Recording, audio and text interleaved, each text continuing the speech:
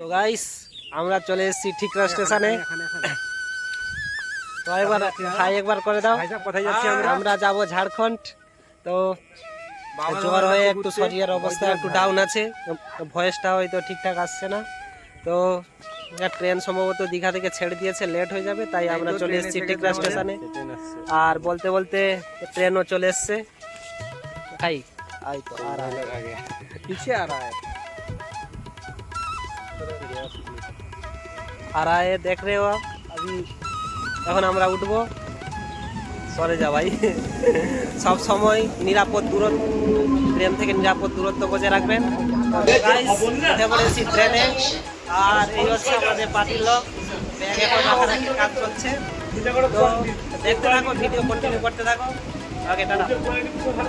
তো গাইস দেখতে পাচ্ছ ট্রেনে কতটা ভিড়, যখন গিয়েছিলাম এতটা ভিড় ছিল না।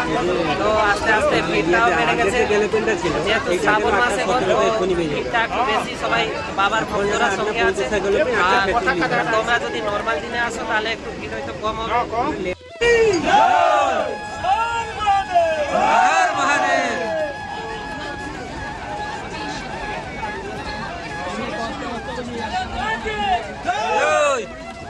তো গাইস এই হচ্ছে দেখছো ট্রেনের বাইরের অবস্থা। আর একটা ট্রেন আসছে, আর এখানে ভিড় দেখো, সবাই উঠবে এই ট্রেনটাতে। গাইস এখন ট্রেন কিছুটা খালি হয়েছে, বাইরে কিন্তু অবস্থা দেখো প্রচুর সবাই বাবার ভক্তদের ভিড়।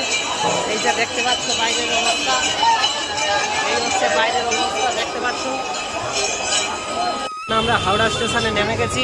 তো নেমে এখানে একটা হোটেলে করে নিচ্ছি ইডলি আর ধোসা। এরপরে খাওয়া দাওয়ার পর আবার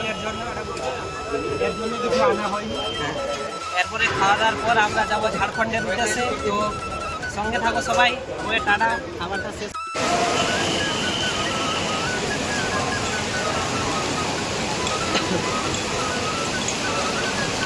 তো গাইস 8-10 ঘন্টা জার্নি করার পর অবশেষে ঝাড়খণ্ডে পৌঁছে গেছি। আর অল্প কিছু সময় বাকি। তো ঝাড়খণ্ডের প্রাকৃতিক সৌন্দর্যগুলো দেখে নাও রাস্তায় যেতে যেতে। বৃষ্টি, প্রচন্ড বৃষ্টি হচ্ছে গাইস।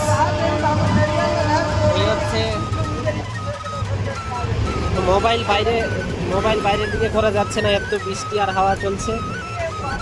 দেখো কত সুন্দর এরিয়া।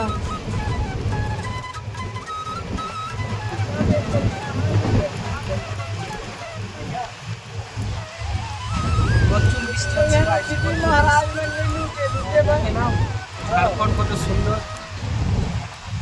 পাহাড় জঙ্গল দিয়ে ঘেরা এই ঝাড়খণ্ড। আর এই হচ্ছে ট্রেনের ভিতরে দৃশ্য। আমাদের গোবিন্দদা,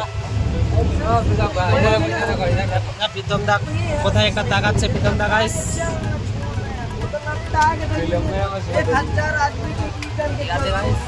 প্রচুর বৃষ্টি হচ্ছে, দেখো ধোঁয়া ধোঁয়া।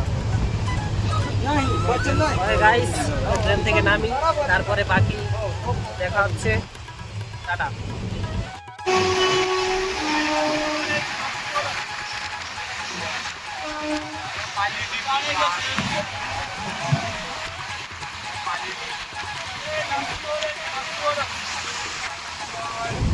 তো গাইস অবশেষে ঝাড়খণ্ডে নেমে গেলাম বৈদ্যনাথ ধামের উদ্দেশ্যে। আর এই সামনে সম্ভবত যে গেটটা দেখতে পাচ্ছ।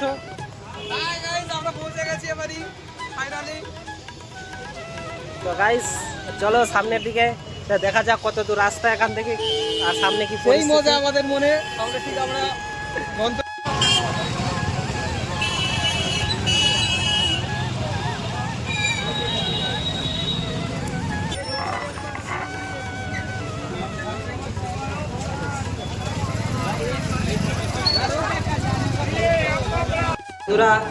অনেকক্ষণ অপেক্ষার পর অবশেষে রুম একটা পেলাম। এই হচ্ছে রুম, 1200 টাকার রুম গাইস। ফ্যান আছে, টাকা নিয়ে ব্যাপার নয়, আমাদের ঠিকঠাকভাবে জলটা ঢালতে পারলে হলো। আর এসে বলতেই সবাই এসে পরিশ্রম ক্লান্ত হয়ে গেছে সবাই। ঠিক আছে বন্ধুরা, এখন আমরা ড্রেস চেঞ্জ করিনি, ফ্রেশ হইনি, তারপরে যাবো জল ঢালতে। এরপরে আসছে নেক্সট ভিডিও, দেখতে থাকো তোমরা। তো রুমে ব্যাগ ট্যাগ সব রেখে দিয়ে চলে এসেছি হোটেলে। খাবার কেন্দ্র, এই হচ্ছে হোটেল, অর্ডার এখন করে দিয়েছি। আর আছে দুই বদনা তরকারি মাথায়, দেখতে পাচ্ছ আমাদের অর্ডার হয়েছে। আর বলো না ভাই সাহেব, খাবারের যা প্রবলেম। খাবারের একটু প্রবলেম, फिर भी चलता है भाई। ये वहाँ पे रेट है, वहाँ पे उल्टी आसी है। এই চলে এসছে ভেজ থালি আমাদের, 90 টাকা প্রাইস। महाराजा था 190। আর এখানে ওরা খাচ্ছে, আমরা এই হচ্ছে থালি। গোবিন্দ টেস্ট কেমন? खाना कुछ नहीं समझ आ रहा है, इसलिए लवण फेंक के खा रहे हैं। ठीक है, खा लो जो भी मिला है भगवान के कृपा से, बाबा के कृपा से। তো গাইস অবশেষে পৌঁছে গেলাম বৈদ্যনাথ ধাম। দেখতে পাচ্ছ ওই সামনে মন্দির আর সাইডে লেজার শো চলছে। কি অনুভূতি, ভিড় তো প্রচুর আছে কিন্তু অনুভূতিটা দারুণ হচ্ছে আসতে পেরে এখানে। তোমাদেরকে একটু দেখাচ্ছি, দাঁড়াও বাইরের দৃশ্য।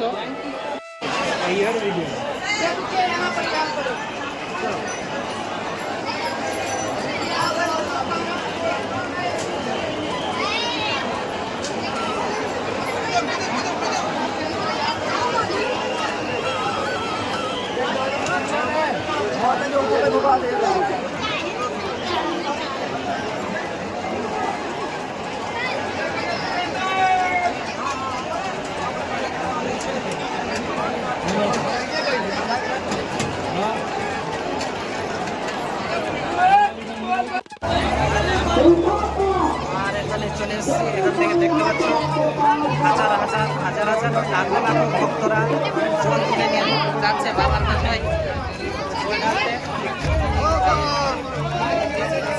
দেখতে পাচ্ছ সামনে এখান থেকে জল নিয়ে যাওয়া হচ্ছে।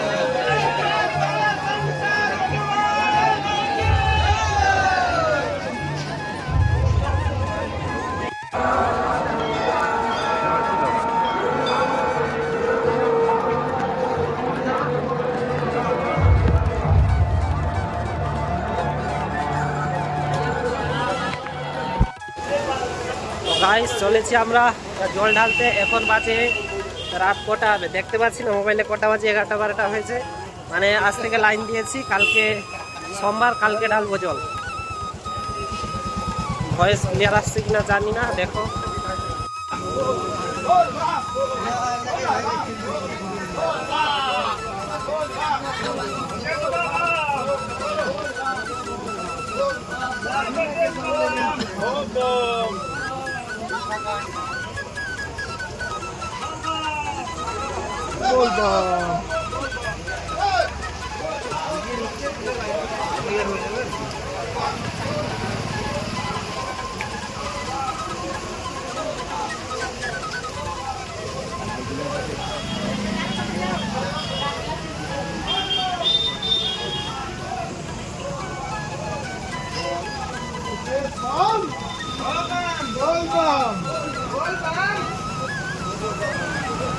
গাইস এখন বাজে 11:30 12টার মতো হয়েছে।